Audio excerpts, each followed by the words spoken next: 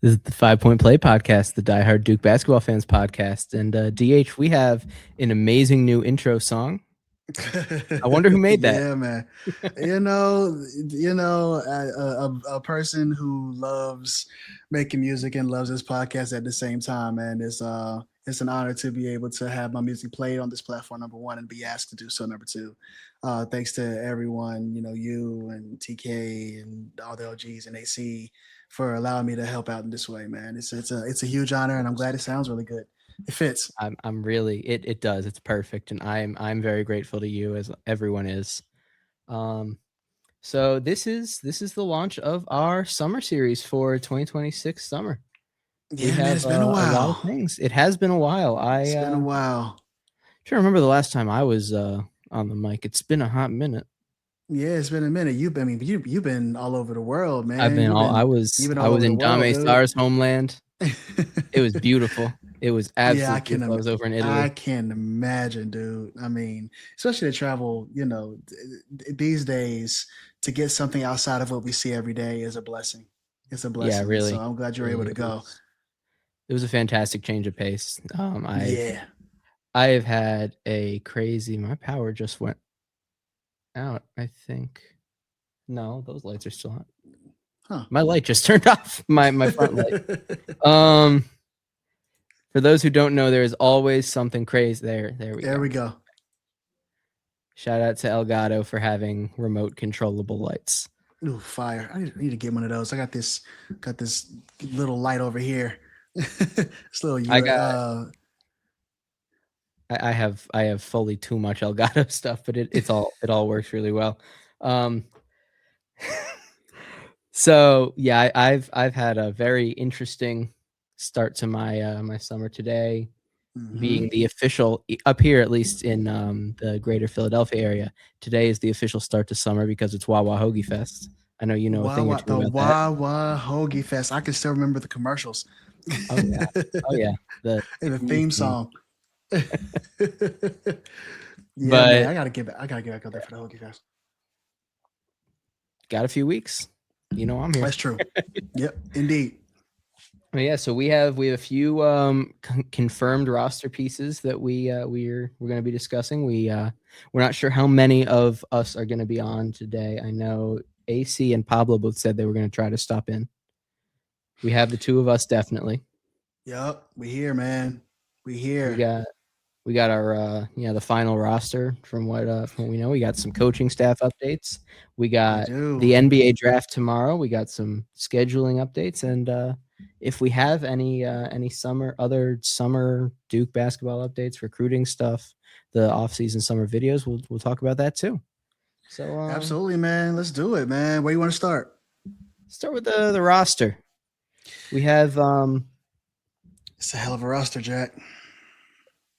I'm just looking at it right now. Caleb back, Caden back. We got Rippy coming in. Wilkins is back, and he's going to play this year. Dame. We got Charnowski, Bryson Howard. Howard's got some shoes to fill wearing number 12. Yeah, he does. And then Blackwell on multiple occasions. Yeah. Blackwell wearing number 13. He's got shoes to fill. The legendary Joey Baker, of course. He's got to redeem the number. Jacob Grandison. Yeah, is Sheffield 13 too? Yeah, Cam Sheff was 13. No, Cam was. Yeah, last 2 years. Yeah. Cam Williams is going to be the 5-star forward that brings the number 14 back to glory when he dunks on last year's number 14. Oh no, we don't even recognize him. That's Nate James's number. It's Sion James's number too. Don't forget. Indeed, can't forget that. Ingram. There's some guys that have worn 14. That's true. There's some dogs worn 14. Yes, sir. And then Max Myers is number 15. He's had a good summer. He has had a fantastic summer. He's had a good summer. He really has. I'm really looking forward to him. We got Big Pat back, obviously. If you couldn't tell, I'm looking at our roster update with all the numbers. I'm doing the same thing. Okay, see my phone. Doing the same thing. Jacob, I think it's pronounced Theodosiu. I might be wrong. You know what? That's probably better than I would have guessed. Theodosiu. I like Theodosiu. This is gonna be Theodosiu until further notice. Sounds good. He's wearing number works for me. 26. I believe he's the first wearer in team history. It doesn't seem like a familiar number. I mean, so he's the first wearer since they brought back digits over 5 a few years ago, but that doesn't mean that someone didn't wear it in like the 40s. Right. Like, yeah. Maliq Brown, I believe, is the only wearer of the number 6 ever, but number 8, Darren Harris, was not the first wearer of number 8. And then we got two more new additions since the last time we talked, which is Joaquin Boomche, the double stacked Boomches on the jersey, number 30. It's up that way. I hope so too. That jersey would go triple platinum, like we were saying before we started recording. Yeah, absolutely. And then Nick Arnold. Yeah. Nick Arnold, the preferred walk-on. He is, I forget where he came from, what high school he came from, but he will be joining Brotherhood as well. So welcome to all of the newcomers to the Brotherhood. We're very excited for all of them. Absolutely. The thing that stands out to me the most is, I mean, this has been belabored, but like the amount of depth that this team is going to have at every position. This team has 2015 Kentucky levels of depth. Yeah, like there's whatever that third unit is going to be able to compete. Like, and the third unit, I mean, like the third unit being combination, like the third team platoon that they put on. Yeah, the team they put in when they're up 50 is still going to be able to compete, because like even with last year, you had who'd you have? You had Darren and Nick running that last and the walk-ons, and the walk-ons, and so in this case, that third string blowout team, would be competitive in a lot of games. Not all of them, sure, but like a great deal of them. And I think, John,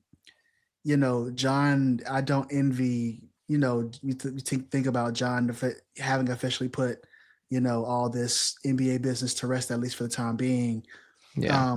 That's why he gets paid the big Duke bucks, because he's going to have a job ahead of him, not only solidifying what his rotation is going to be, but also developing all the pieces to the point where they're going to be ready when their name and number is going to be called.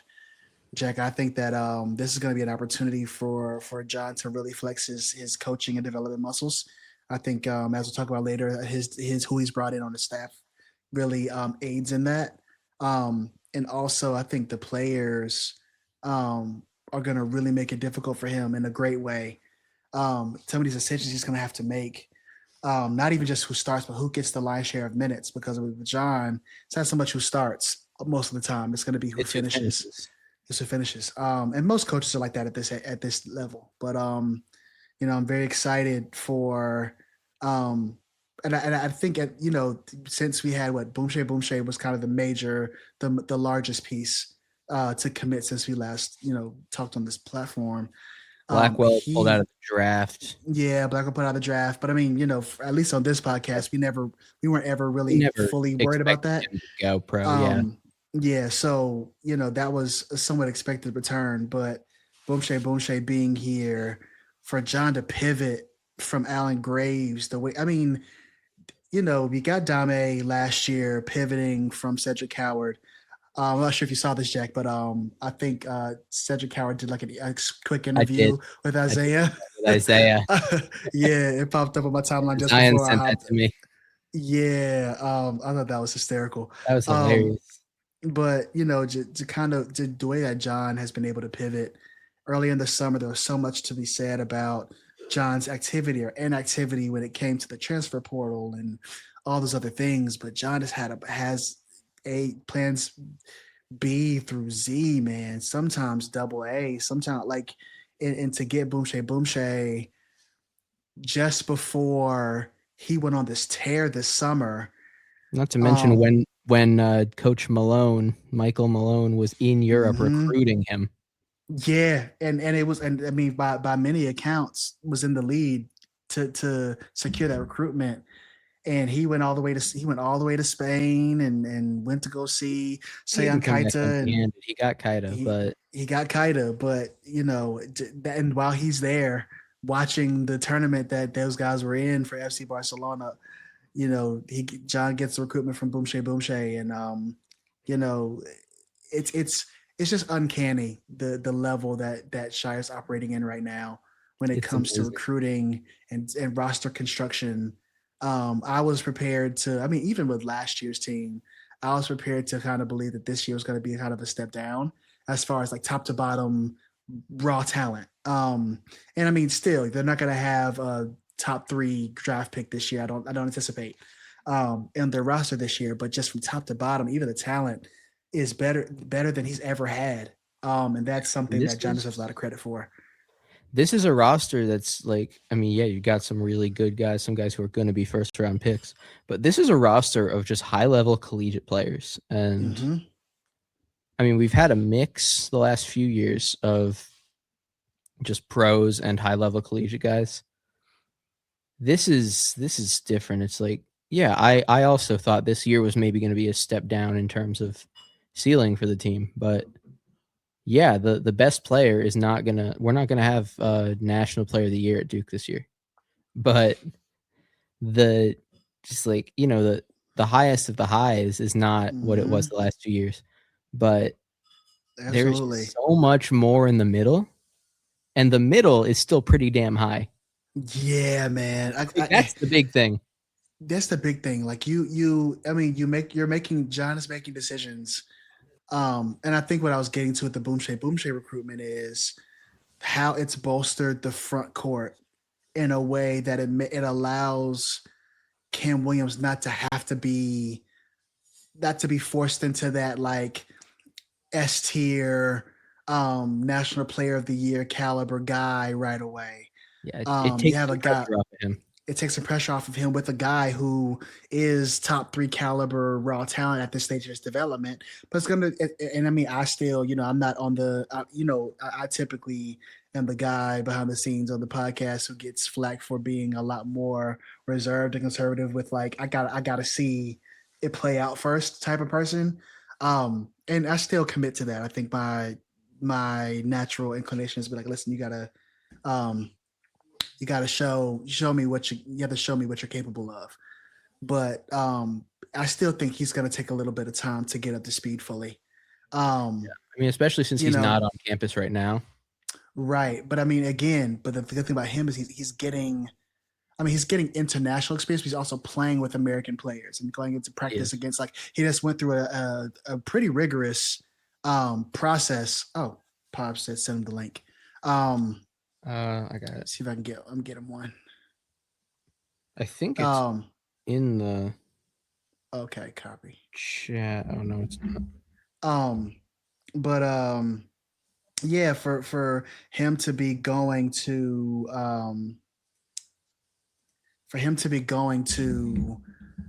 play in, was it Istanbul this year for the U18 or the I think it is. U17s? It is in Turkey. Yeah, and then like to have gone against and played against and had to compete against all these guys for this team, this USA team, especially considering what up, Pops. What's good? Um, How we especially doing, Coach? considering What up? What up? yeah, especially considering how the U18 team kind of fell flat. I mean, you could tell that for U17 that they were taking it very seriously. And Pablo just wrote a great article about this, so I'm sure I'll get his thoughts too on Boomshay's you know him getting onto that U17 team and also what it could provide for him developmentally and also what it could provide Duke for moving forward. But I think it's another set of experiences where he's going to be able to play with the American style of basketball in theory, at least play with other, pro level. I mean, he's played with pros, guys who probably wouldn't touch college if the rules were different. And so he's going to be able to play with that caliber of talent and then come into Duke with that caliber of talent. I think it'd only help him. So yeah, he's not on campus yet, but I still think he's on a really good developmental track by actually playing and developing, and on a team that should be really competitive overseas. Yeah, No, I mean I agree with what you said. I mean I actually caught the tail end of that, but you know what I'm saying? Obviously, you know what I mean, his development has been incredible. And I think, you know, basketball will look a lot different if everybody took his path. Mm-hmm. You know, being overseas for 3 years, learning the game, opposed to, you know, playing here in the States where, and it's no knock on what we do here in the States, but just when it, you know, I mean, it's just the fact that, you know, It's between different. fun, it is very different, you know, between Yeah. fundamentals and just, you know, sharing the ball and you know, just different things like that is just it's a lot different over there overseas because they rely on that as opposed to America where we rely on, you know, individual skills. Or And that's why you athleticism. see, yeah, exactly. We're heavy on Yeah. athleticism and, you know, in Mm-hmm. dribbling the basketball as opposed to they're heavy on fundamentals, shooting, cutting, moving without the ball, you know, Mm-hmm. passing the ball, things like that. So that's why it's a little different. And I think that's what's so dynamic about JBB and just having him come to Duke, man. I think it's gonna be a movie, bro. We're gonna see some stuff that we never seen before, you know. Just a fundamentally sound Yeah. big like that is just it's crazy, bro. Like and he's like a legitimate floor stretcher too. Yeah, he's like that. You know? Yeah. That jumper looks clean. Like Yeah. I was skeptical at first, having seen like I mean I watched a few of the games when he was at FC Barcelona over this Hmm. past earlier in the summer, and I was like, okay, like until I actually watched full games and saw his shot selection, saw his shot prep. Of course, highlights do everything, but Pablo, you're a big proponent of this. It's like you got to watch games. You got to see how it Yeah. all works out. See the shots that he misses. See, but to see if the process is right. Does the decision making make sense? Yeah. How does he what's the motor look like on the times he's off the ball, when what is he doing to affect winning when he doesn't have the basketball in his hands? What John shot costs 98%, right? And I've come away this summer highly impressed, in a way that I didn't anticipate being, going into the summertime. Yeah. Yeah. Nah, I mean he's just I mean, development back again, you know, developmental wise, you know, he's just ahead of the curve, you know what I'm saying, for his Yeah, age. Just turning set, you know, he's just 17, you know what I mean? Like just turned I think he's 17. just like 17 years old in a month. You know what I'm saying? Like he's like a Yeah, month out, you know what I mean? Yeah. It's only been a month He's since his young. birthday. So He he's would have been very, a very young freshman next year.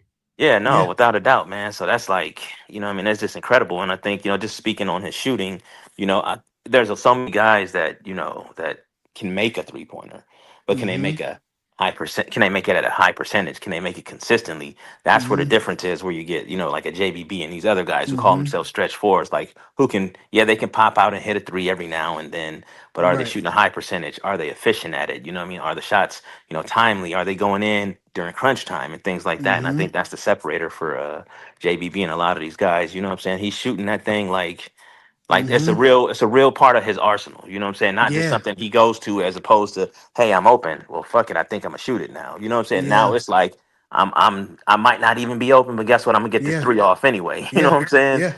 So I think that's the difference between him and a lot of other guys. And you know, that's what makes it so good for Duke, especially like in a 5-out system. You know what I mean? He's just you know what I mean? Our offense is going to be built around, you know, if we're doing 5-out again, you know, I know John wants to run a little bit more, but if we're 5-out again, man, it's going to be tailor made for him. For him, it's going to be Mm-hmm. incredible. You know what I mean? And it's like him and Cam Williams got, you know, a similar skill set. You know, Mm-hmm. I just think it just looks a little different. You know what I mean? So Yeah. we'll see what happens. Yeah. What are y'all's overall impressions? I mean, I went on the whole, thing, but like we were just discussing before you got on the pod, Pablo. We were just kind of going over our overarching thoughts since the last time we talked. Boom Shay hadn't committed, and Blackwell, while we all had a strong suspicion that he was going to return, it hadn't been official yet. So like now that Yeah. everything is baked, what are your impressions of? What were your key takeaways as far as the roster is concerned, and like what do you think the roster is built to do well, or and what areas do you think that are you interested to see develop, or the things you may not be sure of? I think the biggest thing for me, you know, which probably for everybody as well, is Mm-hmm. just the rotation. Is just a big question for me. It's like how do you and you know, normally I'm not like a big guy on when it comes to that stuff, like, you know, rotation, it'll get figured out, whatever, whatever. But like I legitimately have questions now. You know what I'm saying? Like legit. You know what I mean? Because I'm like, we have a lot of guys. And all these guys are starter caliber guys. You know, it's not like we got guys that like you know that might be you know lower level type thing. We got like 2 and 3 at each position that are all elite that will start for probably any other college. You know what I'm saying? So it's Yeah. like, what are you gonna do with this, John? Like, how are you gonna play? How is this gonna play out? Because it's like, and then my thing is like, it's gonna be so hard for him to. To me, it's like, how do you figure out a starting lineup? You know what I mean? Because I figure Yeah. that all of them are gonna be killing, and you're gonna need different things at different times, and a lot Mm-hmm. of the stuff is gonna be so situational, which I got, but. At the same time, it's like, how do you keep these guys happy, bro? Like, seriously, I'm just, Yeah. It's gonna be tough. I Managing mean, high level egos is gonna be his best. It's gonna be John's like Team USA Coach K manage egos I don't kind think it's of. gonna, not to cut you off, but I don't think Go it's ahead. the ego part. I don't think we're gonna have to worry about that part. I Not think it's ego in a more of, negative I way think it's, necessarily. yeah, I think it's more of, but when you say egos, everybody's gonna take it as managing negative. Yeah. So, personalities. yeah, so, but Yeah. not even just that though, but I think it's one of those situations to where like a Sion James, right? Hey, if I'm playing better than this guy, are you gonna start me? Yeah. You know what Yeah. I'm saying? I think Yeah. 100%. that's what we're looking at more than anything. And it's just like, I'm like, man, like, it could go one or two ways, either good or bad. You know what I'm saying? So I'm like, Yeah. man, we'll see what happens. But I mean, I think John is he has the right temperament. He's the right dude for the job. He has the right demeanor. He has the right philosophy. And I think him having those two coaches come on, they're bringing something different to the table. And they all have the same type of personality too. Real calm Mm-hmm. guys, real even keel guys that, don't get rattled under pressure. So I think they might help him manage some of this stuff. And Mm-hmm. it's just gonna be interesting, man. It really is, because it'd be a lot different if the game was 48 minutes as opposed to Yeah. 40. You know what I'm saying? If Yeah. we played 4 quarters, 48 minutes, it'd be a lot different. I wouldn't worry about it at all. I'd be like, oh shit, we deep, we got enough for everything. You know what I'm saying? But Yeah. now it's like, you got 40 minutes. What you gonna do with that, John? Like, legitimately, you know what I'm saying? Especially if like Rip is killing. You know what I'm saying? Let's say Rip is Right. killing, like momentum is going. We up, Yeah. 5 points, game on the line type shit. But he didn't start that game.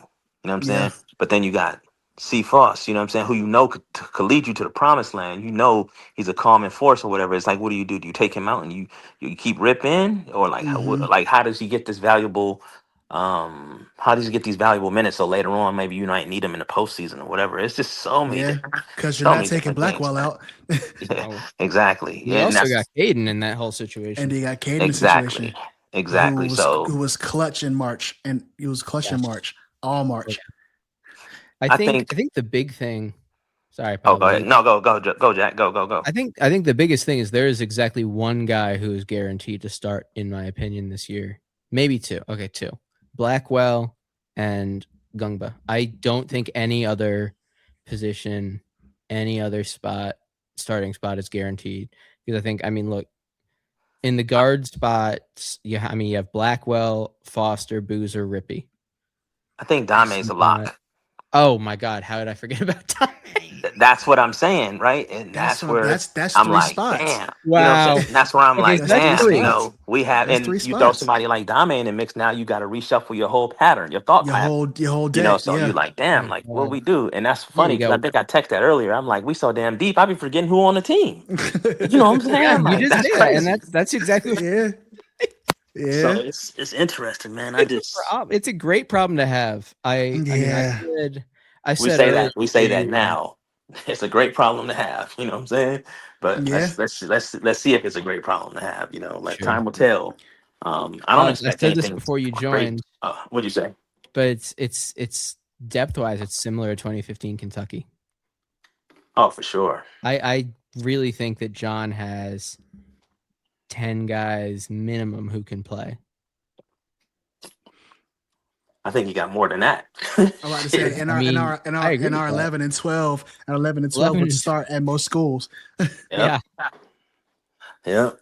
Because I think, you know what I'm saying? Because we look at it like, you got Sharnowski, right? Like, I guess he's the 11th or 12th guy that you mentioned or Nah, I whatever. don't think I so. think I he's think I I think think he's in the top 10. Meyer. I think he's in Yeah. the top 10. I think Yeah. Meyer's the My quote yeah, unquote odd man out in the Myers big rotation. Okay. Myers one of the 11 and 12, and I think either Sebastian or Bryson. But it's going to be one of those two that's going to be number 11, just by nature of the numbers.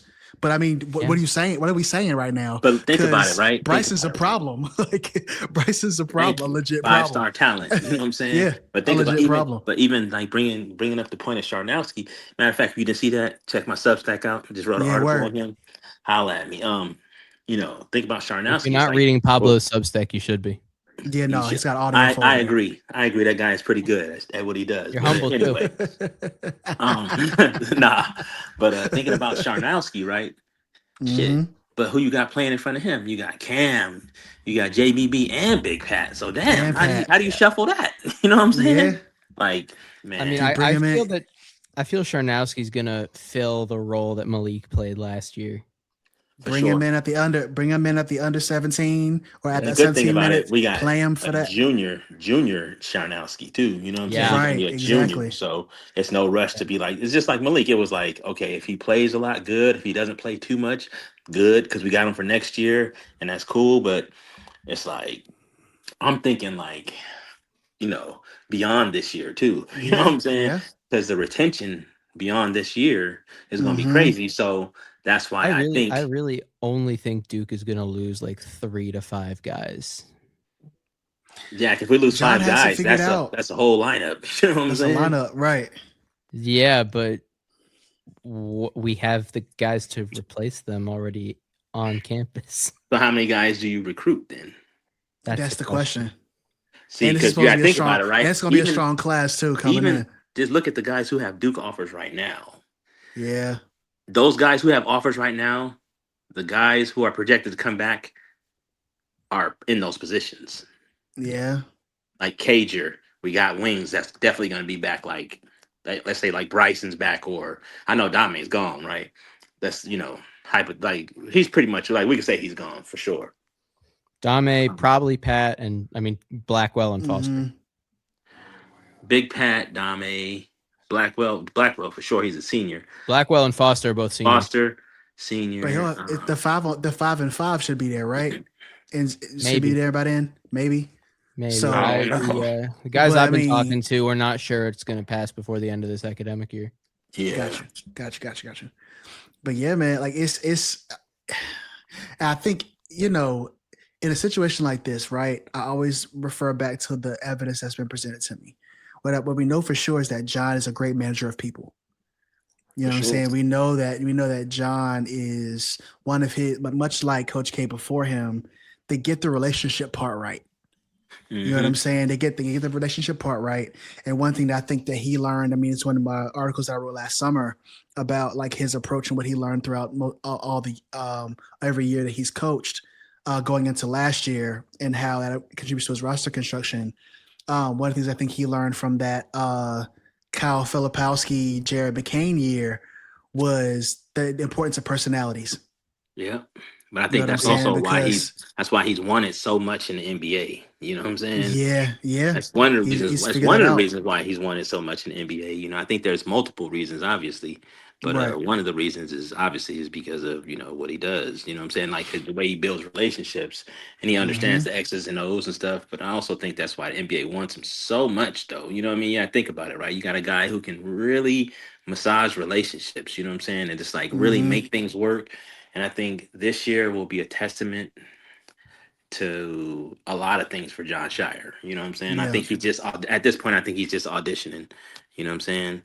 I mean... And I also think he's. I don't think he's gonna leave.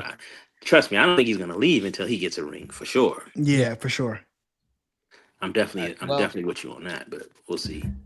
Speaking of NBA level decisions, let's talk about the coaching staff. We could go on about the roster for a whole hour. We truly could. So we got. I mean, it's interesting because we already got to look at Coach KJ. Yeah. KJ. We already got. What's the other dude's name? The other guy is Alexander Powell. Alexander Powell. And so the readout for at least Alexander Powell, I think we're less aware of who he is, like as a fandom, just because we've already seen KJ in the little video of his workout with C. Foss. But the readout says role at Duke, develop NBA caliber front office processes and player evaluation and player development, bring in cutting edge analytics capabilities to Duke basketball. So in a world where in the NBA, there's so much analytics. There's so many ways that analytics contribute to decision making. The quality of shot, who gets a shot, where they get a shot, defensively, offensively, all those things. And so John, in an effort to essentially create a professional caliber program, brings in a guy who is going to ensure that from an analytical standpoint, whether it be things that you see on the floor, I'm sure, but also get the sense that it also contributes to player development while the guys are there, but also recruiting and those kind of things. Like, what do they look at? What types of analytics they need to look at that will translate into wins? And so from everything that I've heard, that this is a home run hire. And so is, of course, Coach KJ as well. But I just wanted to spend a little bit of time kind of for those that might have missed what his role is going to be at Duke. That's kind of what was. I mean, he's got NBA experience, Portland Trailblazers, Charlotte Hornets. He from an analytical standpoint, and I know John is very big on numbers. He has coaching feel as well. He'll be able to kind of adjust, but I think he really values having sound analytics. And so to that effort, I think having one of the best analytics guys that's highly spoken of even at the NBA level can't do anything but help, Jack. Yeah, I mean, I'm just going to really quickly address this. I know there are some people who think that analytics is the most evil thing in the world, and I'm one of them. Well, I know you are, Pops. I'm an analytics guy. This is a field that I, specifically in the sports world, have been trying to break into for a little while, and this is a guy who a lot of people in a lot of circles hold a very high degree of respect for. He's a good dude. He is very smart. He knows what he's talking about. And again, yeah, the numbers matter. Like, an example of this is Florida, like, throwing a bag at Xavier Lee last year for what he did in the Ivy League against, frankly, Ivy League competition, which is not SEC competition. You're not going against a 6'2" guy with a 6'10" wingspan when you're playing against Harvard and Cornell. Yeah. Like, these are things that matter. It matters for NIL. It matters for, like, quality of competition in AAU, in international ball, in high school. That stuff matters if you want to talk about the evaluation side of what he's going to be doing. But again, shot quality, like, people were clowning on Kenny Atkinson for saying the Cavs were winning the series 2-1 analytically, which was a stupid thing to say the way he said it. But yeah, in terms of shot quality, like, the Knicks were not taking good shots. They were just making their bad ones. And yeah, they didn't that's one of the things that all playoffs. No, they didn't. That's one of the things that they are very good at, is the Knicks are very good at specifically Brunson, very good at making very bad shots. And respect. I respect that. You gotta make them. They got more points than that team, man. Ones that go in. And exactly at the end of it, the Knicks won all 4 against the Cavs. Yeah. But the point is, in terms of shot quality, what Kenny Atkinson was trying to say was, my team was taking good shots and got unlucky effectively. And that's a thing that matters. Shot quality specifically matters. And that's probably going to be one of the primary things that we see Powell looking at. And I'm very excited for this edition. I think it's going to... You know what too, Jack? We talk about the roster construction conversation to bridge the gap between the two. In a world where you don't have a Cooper Flag or a Con Knipple necessarily, or a Cam Boozer that can just go out there and get you a bucket, getting quality shots every time down is going to be even more important. Getting guys shots in places that they're the most comfortable in. Getting defensively, forcing guys into shots that they're not comfortable in, that they're not comfortable in, right? And if they make them it is what it is, right? But if they're not, if you can force them into difficult shots for them, you kind of play the numbers at that point. And I think that's to your point about shot selection. It's super important. Yeah, especially at the collegiate level. Pablo, what are your thoughts on this? Analytics fucking suck. No, I'm just playing. No, I They mean, have their I'm place. starting to warm up to the analytical field. You know what I mean? To be honest with you, because I've been trying to, dive a little deep. Pause. You know what I'm saying? Hey, yo, that was crazy. I've been trying to get into the numbers more. Let me say that. I've been trying to get into the numbers a little bit more because I think they do matter. Like Jack always says, I'm just a old school dude where I'm like, man, give me a shot maker over a shooter. Give me a dog over a guy that looks pretty. You know what I'm saying? Pause again. Just things like that. So I mean, I just think that shooting, having a philosophy of, oh, if we shoot 45 3-pointers a game, analytically speaking, we should, no. You know what I'm saying? If you No, make 45 3-pointers, and I'd be like, okay, yeah, cool. You know what I'm that's the saying? big But thing. I mean, it's I think the big thing with analytics, sorry to cut you off, Pablo. no, The you big good. thing with it is people are like, oh, it just means they only shoot threes. That's not what it means at all. Yeah, If yeah. I you know. I'm shoot just talking about 40%, I'm just saying, if you shoot 40% from three, the average like mid range is around 45%, and you shoot 60% from within 10 feet. If you take 10 of each of those shots, you're going to score, on average, you're going to score 12 points from three, 12 points from within 10 feet, and 8 to 9 points from mid range. And it's about shot quality and the expected amount of points you can get off of any given shot. Yeah. Yeah. No, I'm with you on that. You know what I'm saying? And that's what I'm saying. Analytics, I think they can pretty much tell you a story. You know what I'm saying? I think Exactly.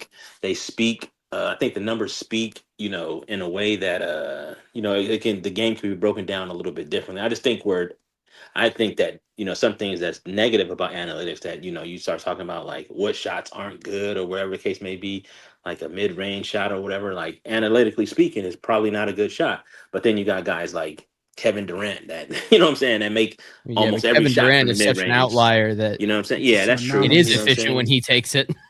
Yeah, and that's what I'm I mean, saying, But I there's really wish always, there like were you said, there's people that always those were. outliers. Oh, go Yeah. ahead, Jack. I wish more people were open-minded about things like that as you are, Pablo. Yeah, yeah, and I think that I'm just trying to just be open minded about basketball in general. I used to be so like one way with things. Now it's like, man, the game is changing so fast and so much Yeah. that it's like you can't just be one way. You know what I mean? Because you'll get left behind. That's like these old school dinosaur coaches. They get left behind. You know what I'm saying? They lose games because they used to be Jim good. Boeheim. Yeah, they used to be good when basketball was a certain type of way, but then as soon as the game switches and they stay the same, they fall behind. So I think I'm trying to just move along with the game is what I'm trying to do, and let those numbers keep telling the story. I mean, because I think they are telling the story. So, and on that note, Jack, I think you should start a Substack and start posting some stuff about analytics. That's just my thoughts. I have to start writing again. I had a Substack in college. I gotta start writing again because it's a good thing Substack for a was lot around of back in people. your day, Jack. Jack just got I've out of only been college out of like last college a month. few years. Back Same in your day, Substack was out. same class as Zion and RJ, man. Hell yeah. Oh man, Yeah. but yeah, man, it's gonna from just especially in the evaluation spot, right? When in a world where you got 5 and 5, you got transfer portal, you got NIL, you're trying to figure out, what's the best way to allocate your money and that kind of thing. I'm sure that he and Rich are going to work really closely. I mean, I'm you not guys have sure. seen Moneyball, right? No, what's that? I haven't. It's a baseball movie. Highly recommend. Yes. It I mean, basically that's what's going on. Baseball is what's going on right now. Like Moneyball is what's going on right now in the NIL world. It's how much bang for your buck can you get? Like maximize production relative to dollar spend in NIL money. Yeah. Moneyball was about that in the baseball world. sound like some analytics involved. It is. It is. It is, and that's why he's here, man. That's why he's here. And I guess to transition quickly to Coach KJ, I think everything that many of the NBA tapped in folks, a lot of folks around the country who lauded this hire was shown in that workout video that he did with CFOS. He was able to kind of set what I found really interesting with him is he was able to kind of, before the workout even started, kind of level set expectations and say, hey, like, I know for you, if I were to tell you something good in the NBA, I know you do it. And I know that, and going back to it now, I think about it, most of CFOS's shots when he missed was missed short. And he knew that. And so he was like, you have to get the ball over the rim, right? And so it was that part. The second thing that I noticed about him was that he was able to reference pretty quickly a play that kind of a random play that Caden made that exemplified the point of the workout that he was working on. He was like, hey, remember when y'all playing TCU and so was guarding Caden. Caden ate up the space and got to the other side of the rim. And the reason we get to the other side of the rim is for this thing, and this thing. Like him being able to immediately recall that from film study that he did, and he's a week and a half, 2 weeks on the job. That shows his work ethic to be able to understand and to be able to recall that really quickly and easily. And the third thing was that from a mental standpoint, particularly with somebody like CFOS, who's had to manage so much mentally and emotionally at Duke, him being able to say, hey, like, dude, get some rest, man, to turn the basketball off and make sure it works for you. Because the only way you get better is to kind of turn it off and turn the basketball part off and allow yourself to really absorb the information of what you're doing. That in a 9-minute clip told me all I needed to know. Yeah. That's a coach's coach right there in the best possible way. That's just, I think, especially in the coaching world, if you ever coached or whatever and been around kids, because ultimately these are kids, they might be over 18, over 21 or whatever, but they still are kids, right? Yeah. The impact of positivity, man, it goes a long way, bro. It goes a long way. And the whole time he preached those messages and he communicated those messages to Caleb, he was positive about everything. You know what I mean? And he was trying to show him that. He was instilling that in him, and he was letting him know that, hey, I'm here for you. You know what I'm saying? It's all about positivity. I'm teaching you. You know what I'm saying? And there might be some points in here where he can be critical, but most of all, it's the voice of reason, the voice of positivity, man. And it goes so far with kids, bro, because you instill so much belief in the kid instead of just berating them. Oh, what the fuck was that? Whatever. Like, nobody wants to hear that. You know what I'm saying? Yeah. Like, kids don't, and they're not built like that nowadays. So nobody wants to. You don't need to coach people hard like Bobby Knight. You know what I'm saying? You don't need to Bobby Knight them to death. You know what I'm saying? When it's just a workout. You know what I'm saying? So I think, that's where I say, like, the guys he hired they're pretty even keeled. They got the same type of personality as John, and I think these are home run hires, bro. And it's gonna pay dividends, man. I can guarantee you that at some point in the season, we're gonna point to something that happens. We're gonna say that's Coach KJ. Or whatever the case may be. I mean, there were so many times last year that we pointed at Coach Brad's that we was like, that's Coach Brad's right there. That was a Brad's call, Yeah, for sure. You know what I'm saying? And it's gonna be times that we do that with KJ, man. I'm telling you, it's gonna be crazy. And even with the other dude, what's the dude's name? The other coach? Alexander Powell. Alexander Powell. It's gonna be times we do that too, where I'm gonna salute Jack and I'm gonna be like, that's analytics right there, baby, all day. You know what I'm saying? Analytics. I'm gonna be writing like 10-page papers on the impact that the analytics has on Duke. Yeah. Do that. I'm gonna read that. That for sure. For real. No, I think people need to know that because I think that analytics get such a bad rap. And I get it. Like, I mean, coaching is about feel, and like you gotta on what I mean. You want to take the best shot, but if a kid, if Isaiah Evans can shoot the mid-range jump shot, let him shoot the mid-range jump shot, right? In theory, right? But to Jack's point, if you got, if you make 10 shots, with the average percentages, you're more likely to outscore your opponent if you shoot these shots in this kind of this general shot diet. And of course, you're able to now. I think the problem, to your point, Pablo, comes when you rely on analytics to make every decision. and you don't allow yourself the freedom to adjust to what's happening in the game with people and evolving situations with incomplete information, right? Yeah, Nate But the Oates. place that I mean, yeah. Go ahead. Sorry. but at a certain point, you got to have something to build from. And I think, especially for a team like this, that's going to be incredibly talented and also is going to be very decentralized as far as where I think it's going to be decentralized as far as like what actions they're going to go to in order to initiate offense, because it can be 5 out, 4 out, 1 in, get pat some looks on the block. You can do pick and roll heavy. You can go. They did a lot of Spain at the back end. Like you got so many different opportunities to, high post entry, boom shay, like 4-5 pick and roll with boom shay, and like you got so many different opportunities and actions you can get into. But analytically is where you kind of build the groundwork and the groundswell. And as we're thinking about things like development at this particular point in the season, guys are developing, trying to figure out what they're going to be able to contribute, getting better before the season starts.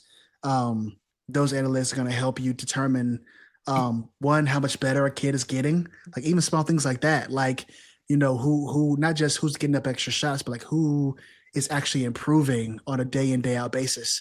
Yeah, those kind of things help when you're making roster decisions, when you're trying to figure out which guy's going to play with other guys, like what are the complementary, like however they aggregate the information. This is my lineup that has, this guy and this guy work really well together on this particular thing. They have complementary skill sets in this way, like things that that the numbers can tell you, that, you could figure out with experience. But I think John is just keeping the right people around him like normal. And it's just, it just works. I think it's going to work really well, specifically for this team. For sure. I definitely agree with everything you said. My last point before I go, go Duke. I hate everybody else. Nah, but I feel good about this team, man. I think I said it in the chat, whatever. I won't say it publicly or whatever, so whatever. But I tell you guys some other stuff too, but I'll tell you guys offline. Anyway, I don't have another point. I'm just excited. I'm just excited for this team, man, and just what to look forward to. That game in Palm Springs, I'm trying to hit that up. You know what I'm saying? Word. Shout out to the Kyman family. Real deal. So definitely trying to go see what's up with that. Yeah, man. I'm gonna holler at y'all boys, man. I gotta run. I gotta help my wife with some stuff. Good to see y'all again. I'll talk to y'all offline. Yes, sir. Best to the family, bro. All right, thanks. Y'all as well. Great to see you, Pops. Yep. All right. On that note, let's talk about the non-conference schedule. Non-con. Another gauntlet. So we start our non-conference slate. This is just the games that are up on the schedule on GoDuke.com right now. There will be other games by the end of it, by the end of the offseason. But November 10th, Michigan State in Chicago at the United Center for the Champions and Michigan State Classic. Champions and Michigan State. 3 on a pop. 3 on a possible. Week later, we got Illinois at Cameron. Mm-hmm. And then that's on a Tuesday. The Saturday following is Washington State out in California in the desert, as Pablo just said. That's going to be a fun one. Technically not power conference anymore, but still a power conference roster as far as I'm concerned. And then that's on Saturday. 4 days later, on Wednesday, November 25th, the day before Thanksgiving, Duke will be playing UConn in a rematch of the last game of last season. Game that they suddenly canceled with 2 seconds left. I don't know why. Yeah, no, nothing happened. Nothing ever happened after that. They canceled the whole season. Yeah, man. Canceled the whole season after that. It was like COVID all over again. Yeah. Got an old friend that I am very excited to watch the entire team dunk on that day. And then December 1st, 6 days later, at Florida for the ACC SEC Challenge. And then I'm sure there's going to be a few games in here, but there is, as of right now, a 20-day exam break. And then Michigan originally at MSG. Now it is going to be at Lone Depot Park in Miami. There is also like December 5th or 6th, I think it is. It's not on here, but Duke is playing Georgia at MSG. That's right. Let me check actually on that. I'm gonna check my texts. See when that game officially is gonna be. I don't know why everyone is. I got no idea. It's gonna be happening. It's gonna be happening in early December. Duke is playing Georgia at MSG. I don't know why I can't find this. Yeah, I'm looking forward to it. That's crazy. It happened. I know that. Yeah. It's been reported. Yeah, we saw it. Yeah, we had a conversation about it. Yeah, we'll figure it out. It's somewhere in that exam break. I guess it hasn't been finalized yet, but I'm assuming Duke has a contract with MSG. And with Michigan's game being moved to a baseball park in South Florida, and then during I guess Duke's bye weekend, you get one Wednesday and one Saturday off during the conference slate. I guess their Saturday off is February 20th. They'll be playing Gonzaga in Detroit. Isn't that that's the site for the Final Four, right? Yes. Okay. Not the same building, but it's same city. They're playing at the Pistons Stadium, not the Lions Stadium, which is a good thing. Right. Yeah, but this is a loaded non-con. Another one. Yeah, that stretch. John does not play. No, like that like November stretch is going to be insane. My hair is going to be gray by the end of it. Like, dude, like, one can only hope for similar results as last year, but like that Michigan State a week later, Illinois, probably a mid-major in between that week. Washington State is the next game after that with a travel delay. Come back 4 days later, jet lag to play UConn. Actually, not even that. They probably stay on the West Coast. No, they're not leaving. They're not leaving. Yeah, they're not leaving the West Coast. It's Thanksgiving. They don't even have class. Oh yeah, true. They'll probably bring the families down like they did this year. What was it? Was that the Arkansas game or something like that? Arkansas was on Thanksgiving, yeah. Yeah, where they were able to invite families and get extra tickets and that kind of thing. And then coming right off of that, you got to go to Gainesville right after that, like the week after that. And then, whatever's happening between those 3 weeks, it'll probably be a couple of ACC, those first couple of ACC games early, something like that maybe. And then ACC and Georgia, allegedly. In Georgia, right. TBD. I think in a world, I think it's interesting, right? Because I think last year's team, they needed to get older faster. I think that was one of John's. I think he said this somewhere, that he wanted to use those games early to help the team grow up more. I think these games are going to be much more aimed at growing together. Because I don't think this team, obviously this team doesn't necessarily need, I mean, the freshmen will, of course, but they have experience this year. Yeah.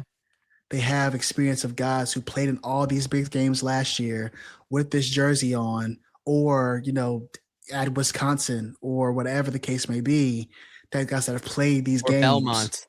Or Belmont, right? Like they have played these caliber of games. Shout out to Drewski.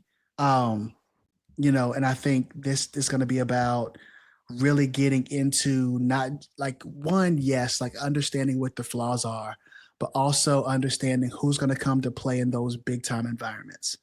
Cause that's all March is going to be, you know what I'm saying? And so I'm very interested. I think that's going to be a grow together, understand, weaknesses, sure, but also see who shines in the brightest lights, who's ready for the moments. I think that this schedule is going to be really, really helpful for that. Yeah. I mean, I just, everything you said, I agree with. I don't really have much to add. Excuse me. It's gonna be good, man. It's not a 5-point play podcast if I don't yawn at least once. Listen, man, I yawn all the time. All the time, no judgment. But yeah, I think that November stretch is gonna be. It's gonna be hell. A monster. But in the best way. A monster. Yeah. I mean, listen, I hope that I'm going to probably again a preview to our season preview episode. I'm probably going to think that Duke's going to lose at least 2 of those, and they're going to win all of them like last time. I hope that's what happens. I mean, I always predict Duke to win every game. That's just how I am. But listen, I don't blame you. Listen, they shut me up. They shut me up last year, and if John can do what he did with last year's team, he can do it with this group.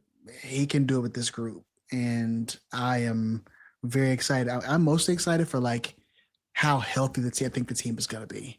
Yeah. Like I'm looking like Pat seems to be at least on both feet. You know what I'm saying? Like he was from some of that footage from the workouts. Like he wasn't doing 5-on-5, but I think he was like goofing around, jumping up and down a bit, that kind of thing. He didn't have any boot on that I could tell. Those kind of things matter. He had a cast on. I guess maybe he had a procedure done on his hand. I think he had the thing he had wrapped, the finger he had wrapped all last season. Caleb is back and looking like he's, as fresh as he possibly can be. I'm assuming that Dame is also nursing something.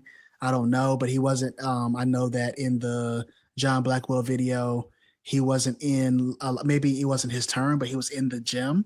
But he wasn't actually like doing any of the contact 5-on-5 stuff that I, would have expected to see him doing. So like maybe he's not doing something, maybe he's not this, and don't go with anything, Duke fans. Yeah, this is just my observation. I haven't heard anything, but just seeing what I see. Can I also really quickly just say how much I appreciate and just have enjoyed the like video, I guess the vlogging that Caleb has been doing on his Instagram. He's been doing great. He has a new puppy. Shout out to him. Yeah. Shout out to puppies also. Just 100%. Puppies generally are always a win. But yeah, like even last year he did it a lot. I mean, he always had, some Drake playing and him talking about him giving, the rest of us a glimpse into his recovery process and the things he's kind of navigating, not just on the court, but off of it. It gives you just even more of a, as if he needed more support. I mean, he has all the support in the world. He's if nothing else, he will go down as a Duke legend and a cult hero. He's a Duke legend. He's going to be one of those guys that I look at.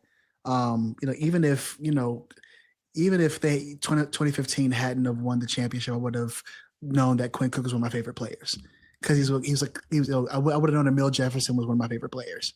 Because like those guys just have it, right? Celtics coach now.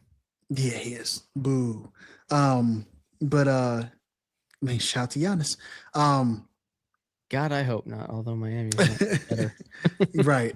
But yeah, man, I'm that has been really cool. Like the videos, seeing Drew on the court, seeing Cam on the court, seeing Coach KJ with Caleb, seeing Caleb do his own thing.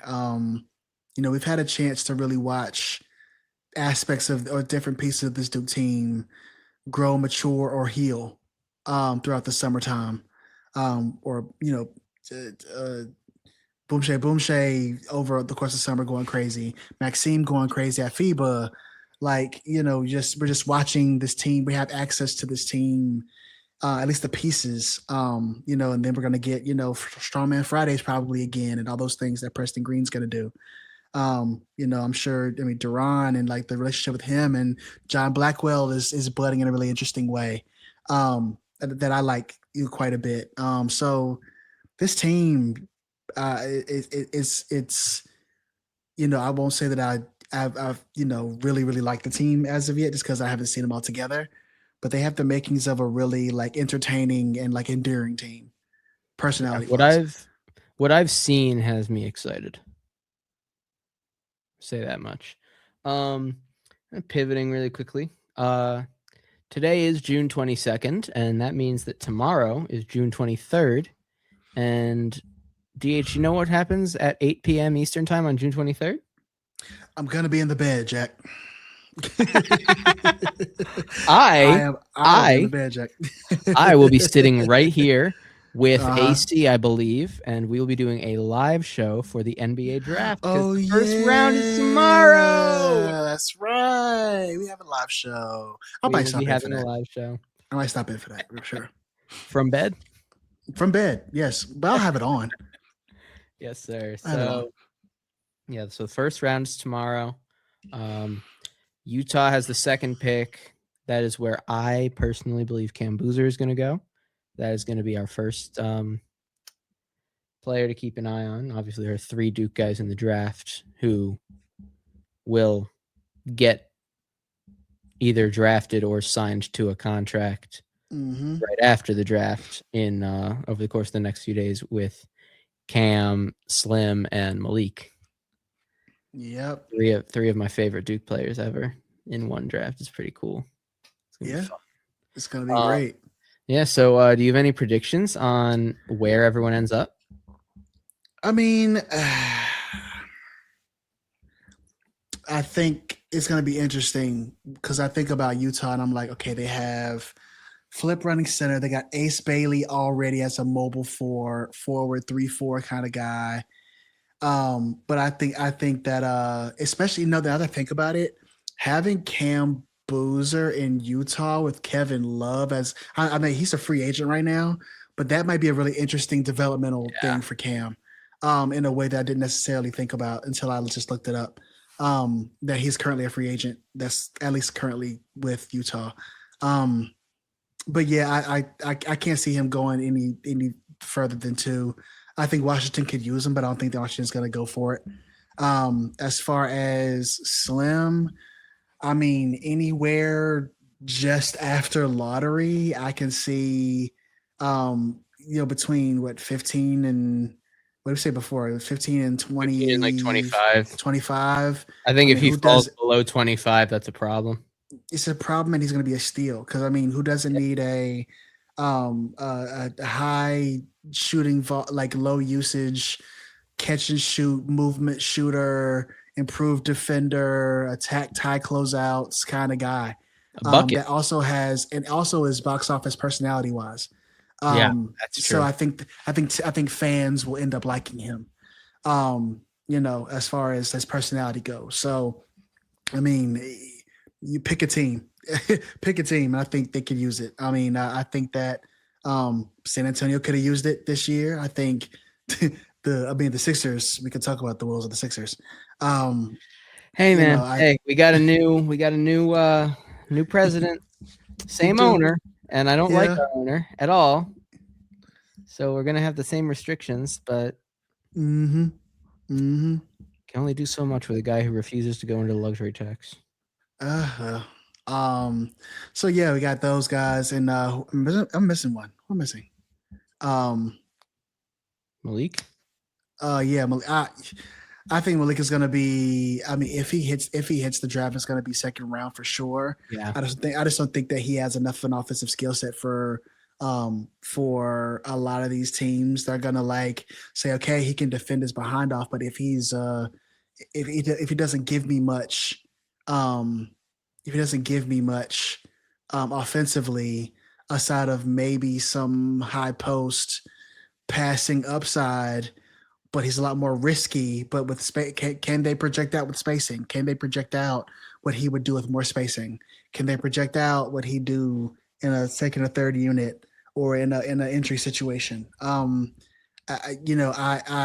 think that if he goes anywhere, I think it'll probably be middle second round, something like that. And I think a lot of that depends on workouts and whether they believe that he'll be able to transition into at least somewhat of a decent 3-point shooter, if nothing else. Because you're not going to have the basketball in his hands a lot. You're not going to expect him to be a movement shooter. You're not going to expect him to be an otherworldly explosive athlete.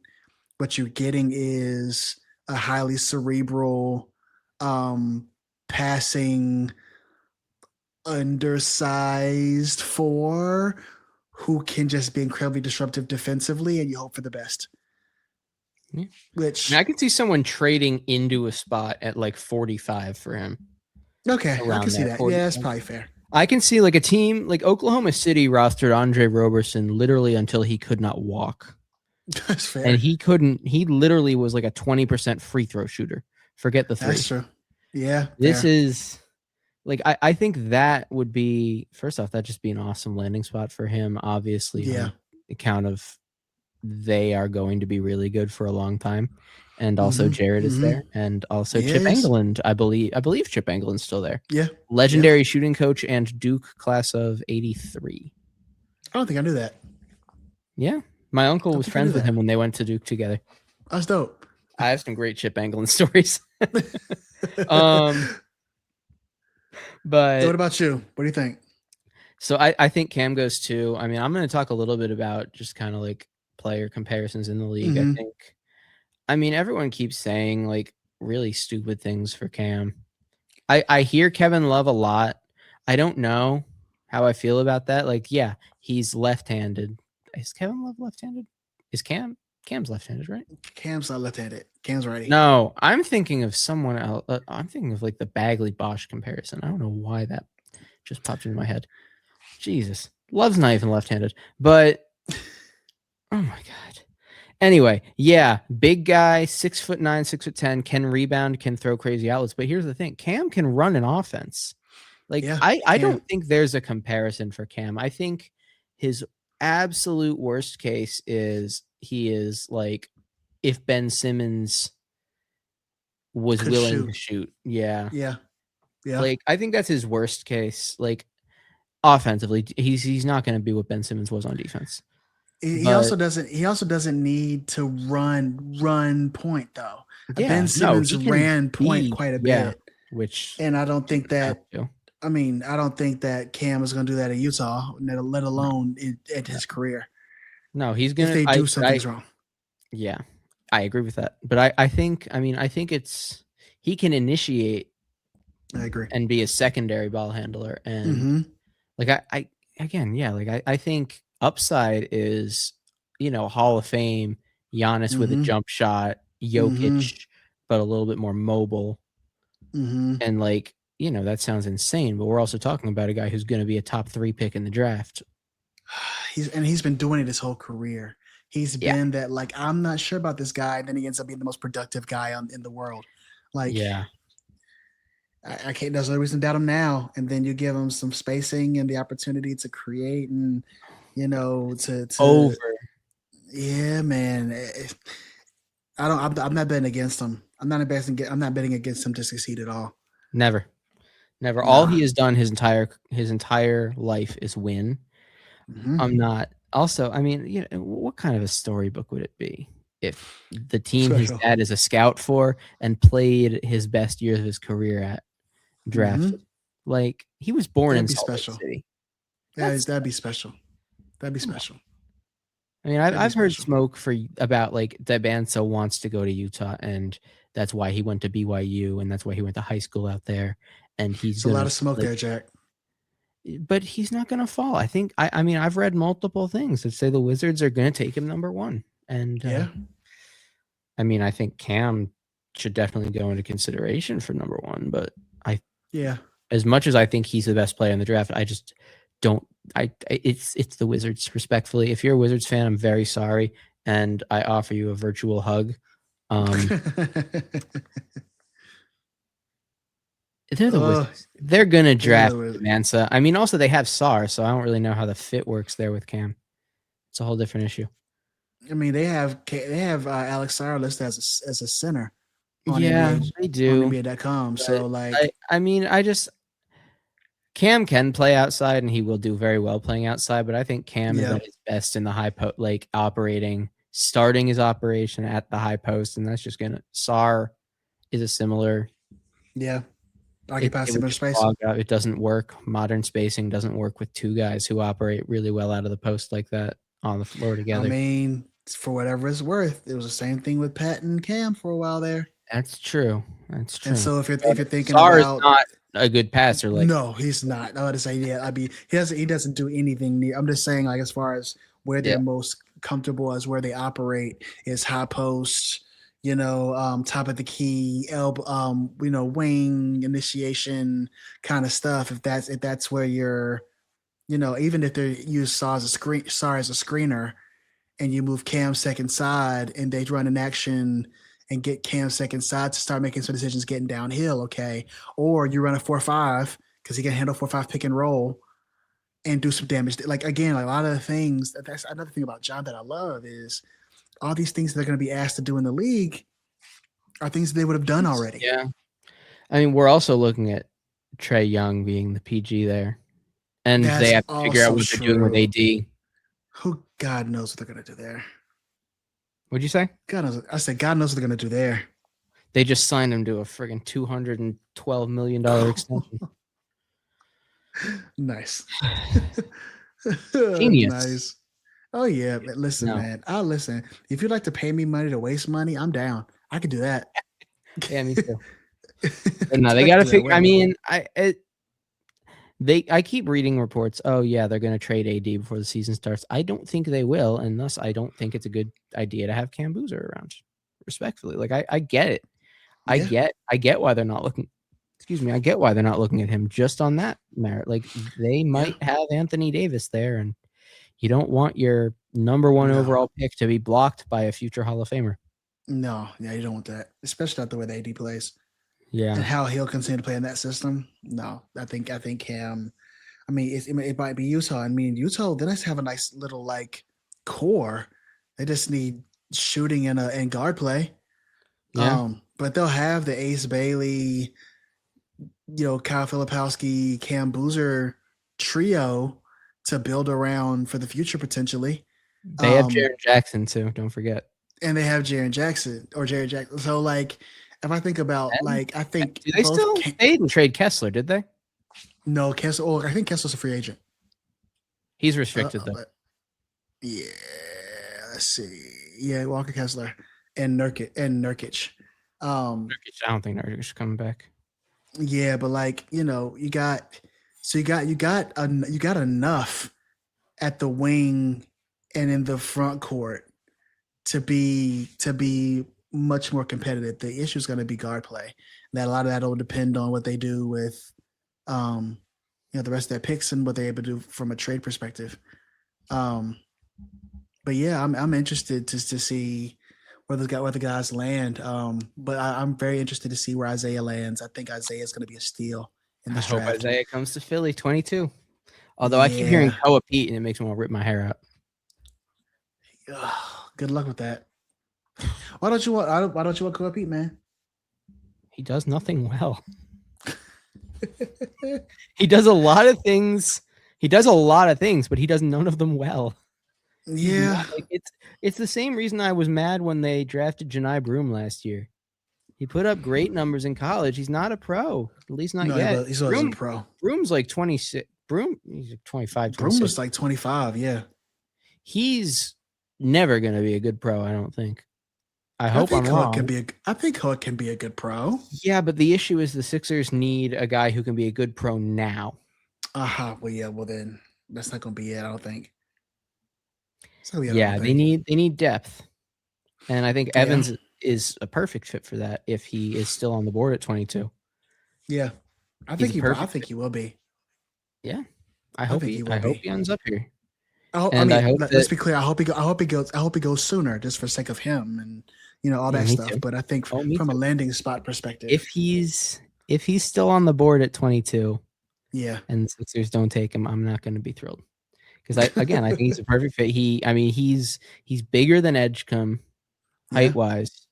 Yeah. He's got the same wingspan as Edgecombe. He can guard wings. Yeah. He can run around the floor, do whatever the hell you need. He will get open. Maxi's been better and better at hitting the open man. He'll get open. When Embiid's on the floor, like we've seen what Embiid can do with a knockdown shooter on the floor with him. Like Embiid, Evans, like a dribble handoff pick and roll or pick and pop, the way that they ran it with Joel and JJ. Yeah. Would just be amazing. And I think he has the temperament to be able to handle Philly as a city. You gotta have Philly is one of those cities you gotta have the mentality. You gotta have the mentality to handle. Hey, if we like you, we like you, except for WIP, who today put out a poll on Twitter asking if people were frustrated with Bryce Harper. The response was 92% no. And they're like they're just like, oh my God, the entire afternoon show was them just yelling at Bryce Harper 2 days after he hit for the cycle. That's hilarious. Bryce Harper in the two most recent games before that, he hit for the cycle and then was a triple away from hitting for the cycle a second time. See? And that's and no one hates Philly sports media more than Philly fans. Yes, no one hates correct. Philly athletes more than Philly sports media. Also true. That's also true. But yeah, you got to have a mentality to be able to thrive in a city like that. And I think the city will embrace him. Philly would love a guy like that. City will embrace him, especially like the combination of him and Edgecombe. They both have an edge as far as like the next phase of 76ers basketball. Like when you're trying to kind of, because like, you know, the sentiment is that like, you know, like Embiid is injury prone and he's like low key soft a little bit, and like he doesn't have he won't be able to keep up with a lot of what is required of him in order to get over the hump. Right. I think that's a lot of the approach to Joel. You know, you got Maxey, who they love, I say, you know, just to get a general vibe. We love Maxey. But he's not demonstrative like that. He is great at being the number 2 guy. I love Tyrese to death. He's great at being the number 2 guy. He struggled pretty substantially as the number 1 in the last few years. He's the number 1 guy. And so, but Edgecombe and Isaiah together would be a very interesting duo on the wing, as far as temperament goes. And like, I don't care who you are, energy that Philly just has at baseline. Like, Philly just has that at baseline. And so I think they'll enjoy that on Broad Street. I mean, trade. Uh-oh. Julius Randle and the 28th pick in the draft to Brooklyn. Nick Claxton to Chicago. Okay. And then what's Minnesota getting? Minnesota will be getting the 33rd pick for Randle and so they're moving back in the draft 5 spots to dump Randle's salary, and Nick Claxton is going to Chicago. Okay. Got it. Interesting. All right. It's all right. time. Yeah, we're 22 hours away. Yeah. But yeah, it is. Look, it's going to be a really fun time the next couple of nights. And we talked about Maliq. Look, I think Oklahoma City, if they're worried someone's going to take him, they're going to trade into the draft in the mid 40s and early 50s, somewhere between mid 40s and early 50s, and pick him up. Otherwise, he might go undrafted. He will get a contract, whether it's an Exhibit 10 or a 2-way, and he's going to be on an opening day roster. I can see that. Yeah, I can see it. I can definitely see it, because what he offers is just reliability. He's gonna be solid defensively. He's gonna be great in switching situations. He's gonna be disruptive to generate extra possessions. He's going to give you another option as far as at least elbow playmaking and like high post playmaking with the pass. He's not going to give you much as shot selection, but also that's not what you need most of the time. When you get down there and you got, you know, if he's at OKC, you got Shea and you got all these guys who are very great. Like, all you need is somebody to screen for him and to deliver the basketball on time and with pace. And he's going to be able to do that. He's going to be able to do that.